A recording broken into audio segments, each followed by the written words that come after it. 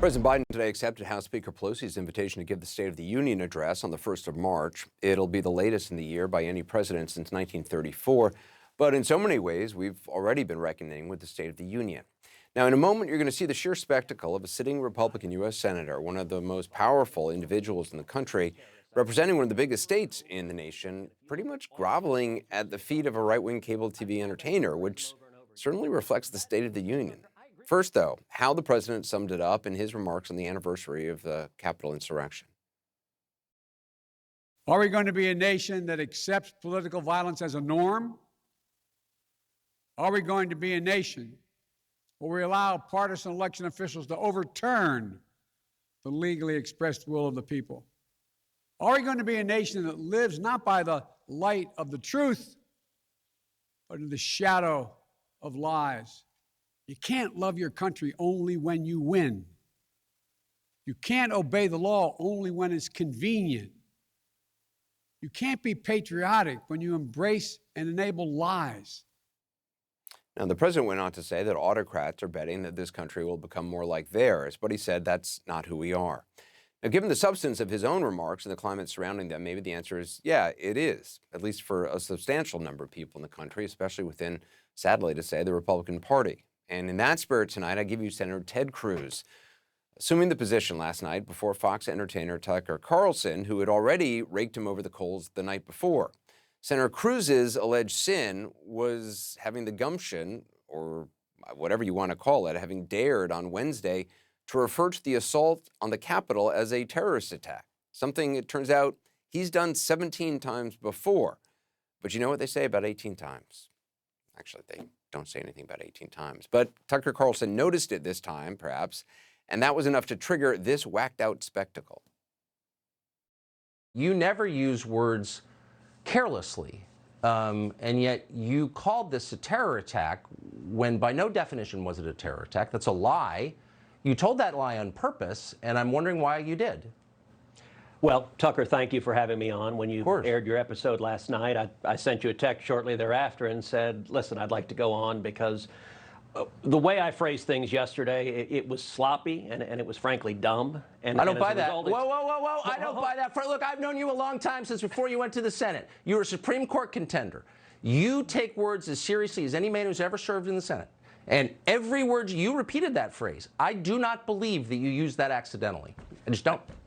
So, Tucker, as a result of my sloppy phrasing, it's caused a lot of people to misunderstand what I meant. Let me tell you what I meant to say. I wasn't saying that the thousands of peaceful protesters supporting Donald Trump are somehow terrorists. I wasn't saying the millions of patriots across the country supporting President Trump are terrorists, and that's what a lot of people have misunderstood that comment. Wait a second, but even your wait, but hold on. What you just said doesn't make sense. So, Tucker, let me answer you directly. The reason I use that word, for a decade, I have referred to people who violently assault police officers as terrorists. I've done so over and over and over again. If you look at all the assaults we've seen across the country, I've called that terrorism over and over again.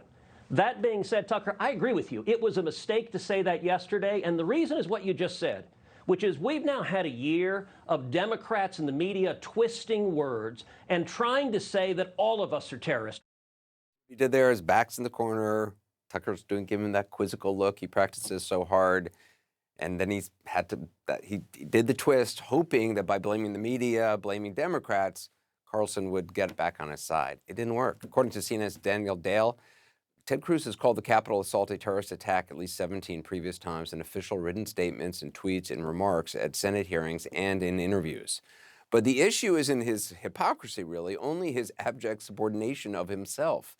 A sitting U.S. senator, one of only 100, someone with actual influence, a former presidential candidate nonetheless, groveling at the feet of Tucker Carlson, which is quite a come down after groveling at the feet of the actual president. But totally in character all the same. Remember when candidate Trump insulted his wife's looks? I don't get angry often. But you mess with my wife, you mess with my kids, that'll do it every time. Donald, you're a sniveling coward, and leave Heidi the hell alone. How many times do you think he practiced that one? Probably a lot. The former president also insinuated that Cruz's father was involved in President Kennedy's assassination, among other false claims and insults. And remember recently he said that running for president and losing was like the greatest experience of his life, the most fun he's had in years. I don't think it was probably that fun for his wife. For a brief period, Senator Cruz stood firm, then he crumbled. A year ago, he was leading the effort to overturn the election on January 6th. By last February, he was fully supine. And you know what? There are a whole lot of voices in Washington that want to just erase the last 4 years. Want to go back to the world before, and they look at Donald J. Trump and they look at the millions and millions of people inspired who went to battle fighting alongside President Trump, and they're terrified. And they want him to go away. Let me tell you this right now, Donald J. Trump ain't going anywhere. So yeah, Ted Cruz has the spine of a cantaloupe. Now remember the time that he blamed his daughters as the reason he was quickly trying to get on a plane to Mexico for vacation during the state's power crisis? Yesterday, my daughters asked if they could take a trip with some friends, and Heidi and I agreed, so I flew down with them last night. Yeah, wasn't the case. His smarmy hypocrisy, it's not really the issue here. I mean, it's interesting to look at, and we've seen it time and time again. But the real issue is why. I mean, the answer, why would he be so docile and to Tucker Carlson? And the reason is because at the end of the day, the power of the Republican Party is now at the fringes. That's where the energy is. Energy that the Ted Cruzes of the world are betting will drive voters to the polls. Or a year ago, drove mobs to storm the very institution that Senator Cruz is supposed to serve. Here now with some of the numbers behind all this, CNN senior data reporter Harry Enton.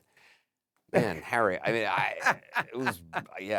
I was almost going to say I felt bad for Cruz, but I mean, he's so smarmy and hypocritical, it's hard to. I don't take glee in his sweaty, failures, but is there any data to shed light on why Cruz might be so quick to backpedal on himself? Yeah, I mean, there is. I mean, remember 6 years ago, which feels like so long ago, even though it was only 6 years ago, the very conservative Republicans loved Ted Cruz. He actually beat Donald Trump amongst them in the Republican primary, 42% to 36%. But then you jump forward to the general elections of both 2016 and 2020, and the very conservative Republicans, look at this. In 2016, Trump got 97% of their vote. In 2020, he got 99% of their vote. You don't have to be a mathematician to know that's pretty much nearly unanimous. Donald Trump is in charge of this Republican Party, and that's what's going on with Ted Cruz. So for any would-be 2024 Republican presidential contender, how important to very conservative voters is some sort of perceived allegiance to the former president? I mean, that would seem to be critical. It's extremely important. In fact, we asked that question essentially in our poll back in September. Is supporting Trump an important part of being a Republican? Among very conservative Republicans, look at this. 60% said very important. 22% said somewhat important. So important in any way is north of 80%. And when it comes to, say, the election of 2020, obviously Donald Trump has put out that garbage that it was somehow a fraud, which obviously isn't true. Did Biden legitimately win enough votes to win the presidency? Among very conservative Republicans, 87% said no.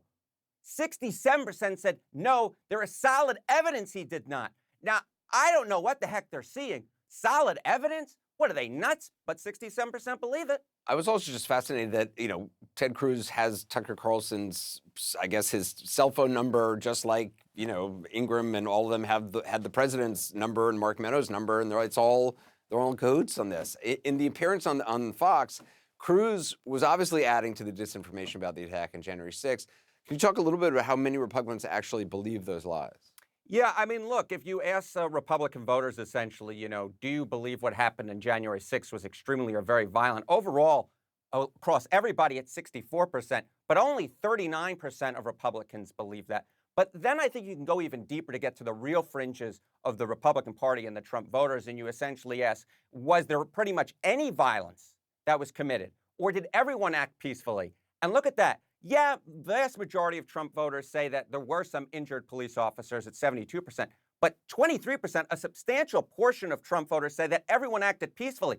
I don't know what they need to see. The proof is right there in the pudding, yet a quarter of them somehow do not believe that there were, in fact, some violent folks on January 6th. And just lastly, looking ahead to 2024, where do things stand between the former president and Senator Cruz? Yeah, Donald Trump is in a very good position. He's at north of 50% of the Republican vote right now, by my estimate. Look at Ted Cruz. He's just at 3%. But perhaps if he texts Tucker Carlson some more, maybe he can get his way up to, say, 4 or 5%.